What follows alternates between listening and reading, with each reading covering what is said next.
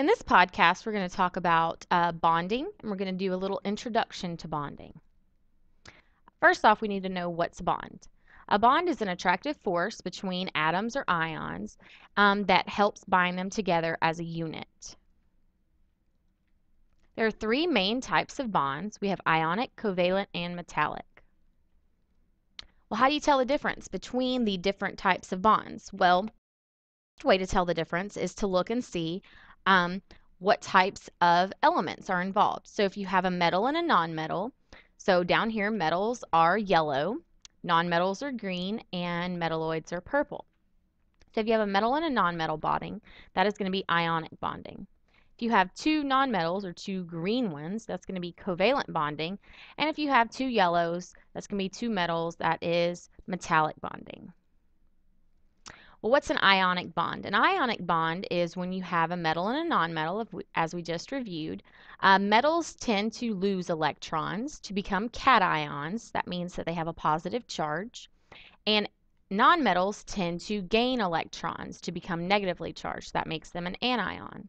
So you have a cation and an anion. And the attraction between those opposite charges is what actually gives you the bond between metals and nonmetals. That opposite charge, opposites attract, is what gives you the bond itself. In ionic bonding, electrons are going to be completely transferred, and they're going to have atoms that have a positive charge and a negative charge. And then again, the attraction between the positive and negative is what gives you the actual bond itself with ionic bonding. All the elements on the periodic table, they have a pattern for how they're going to form ions, and it goes like this: 1 plus 2 plus 3 plus skip, 3 minus 2 minus 1 minus zip. So everybody in this first column is going to be a 1 plus, so everybody over here is going to lose 1 electron to become 1 positive. So hydrogen, lithium, sodium, potassium, rubidium, all these guys are going to be 1 pluses. In this column, everybody's going to be a 2 plus. This column, everybody will be 3 plus. This next column we're going to skip. We'll talk about it later.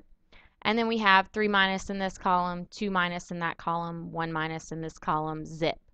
Okay, so we're going to have our positive ions over here. That's going to be our metals, are going to combine with our negative ions over here. That's going to be our nonmetals, and that's what gets us ionic bonding.